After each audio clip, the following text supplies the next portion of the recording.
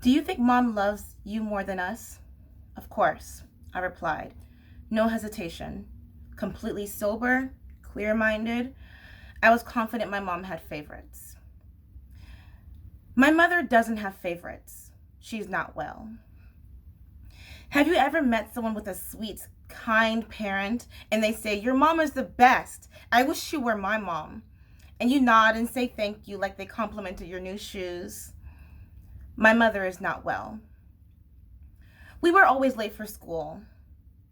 Maybe that's why I'm so accustomed to being late now. If she had to pick us up from school, we were always the last one sitting in the parking lot, alone, at night. My mother is not well. I always know my mom is great at pretending to listen. Maybe that's where I got it from. She smiles and nods and says, "Sure, okay," like she's absorbed what you've told her. I wonder now what she's thinking. What's running through her mind?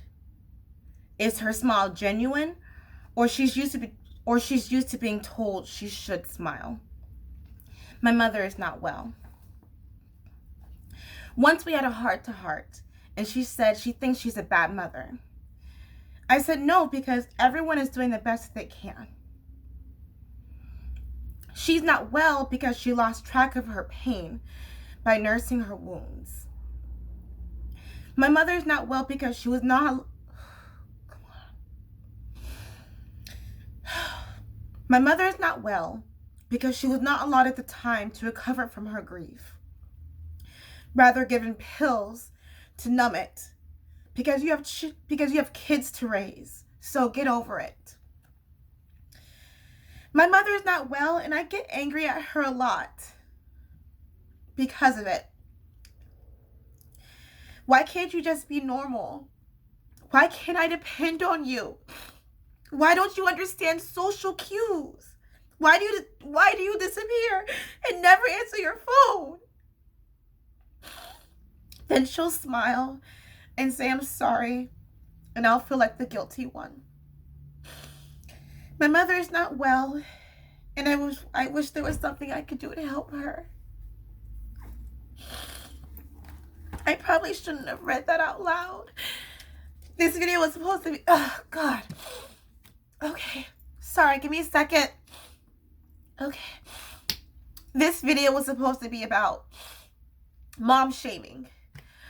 Because Jada Pinkett just did a video on that, a talk on that on the Red Table Talk. And I was gonna do like a reaction thing, help the algorithm and all that stuff. And I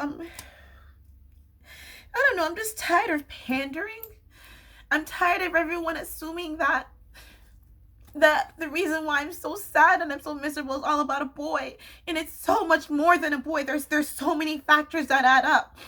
There's a reason why when I left my house 4 or 5 years ago, God, I lost track. There's a reason why when I left, I didn't want to come back. Because being in this house, it's like the perfect storm, because I'm not mentally well. My mother's not mentally well, and my sister's definitely not mentally well. So you're living in that household where there's always constant screaming, and there's no peace and quiet ever. And I know that I should be more understanding. I get it. God, this is just me complaining, and I'm so sorry. There's no value in this video. I sincerely apologize. But I know that I should be more understanding, because everyone is doing the best that they can. And I do think that we do give mothers a hard time, right? But also I think it's, why do we lie to each other though? Like, why don't we call a spade a spade?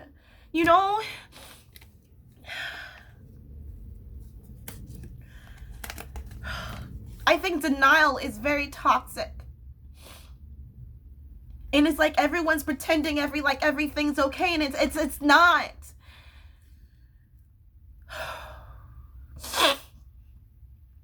Okay.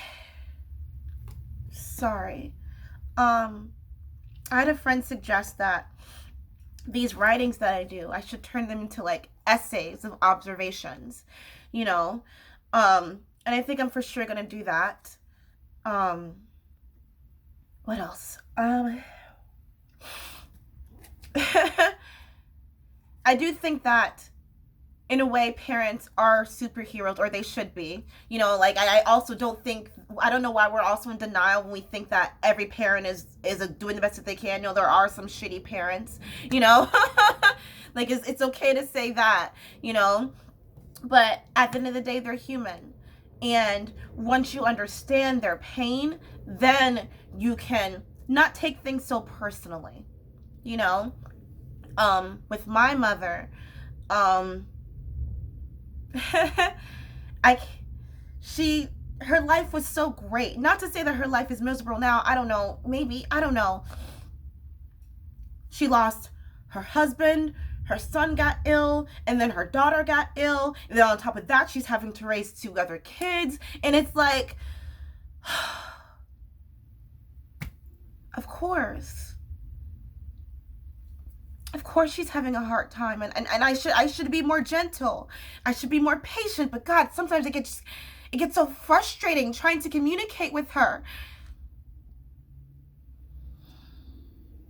So what's the solution? I want to move. No, I am going to move. Obviously, I can't stay in my mom's house forever, even though she would love that. But I'm going to move. Where to? I'm thinking of Texas. I know. Everyone's moving to Texas right now. But I'm thinking Texas. I would love to move out the country, but you know, COVID. So probably not. For me, a huge thing is environment.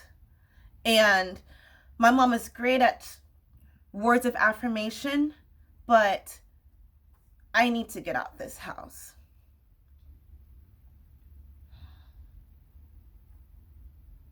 I would like to have a peaceful night of sleep where I'm not woken up to with screams. Um, Environment and mental health is very important to me. And what I loved about living on my own was there was just so much peace. There was so much quiet. And I didn't have to answer to anyone but myself. And I tried to explain that to my ex. And I remember when I said that to him, he's like, "Oh, you're so lucky. You have it so easy. You have a parent to go to. You could stay with her for a couple of years and stack up some money." And I'm like, is that what you want in life? Just to use your parents as, "Oh, I fucked up in life. I got to go back and I can use you for free rent." That just makes no sense to me. For some, yes, sure, but I guess that's the easy way, but I guess I'd like the hard way, because I do like adversity. I know this is one form of adversity, but mentally it's fucking me up. So I got a new bra. I don't know if you've noticed. um Thank you. I've also noticed my videos, like I have this like neck fat thing going on. That's just me trying to divert because I'm a little embarrassed right now. But yeah, I've been praying and manifesting, writing down, journaling, all that fun stuff, focusing on Texas. The move is to Texas, finding a place to stay in Texas. That's the goal. And my friend said to me, "Did you write it down? Because if you write it down, then it'll become true." And I wrote down a date for my moving date. I have no idea where I'm going to or what city. I'm thinking either Houston or Austin right now. But I wrote down the date. And the date that I wrote down was, I wrote it down, I swear I did. Oh my gosh. I guess I lied to her. I guess I texted to her. But it was December something. It was December something. Okay, that's it. Thanks for listening. Sorry about that whole first half. I'm going to post a video where my eyes aren't red. I promise. Okay, bye.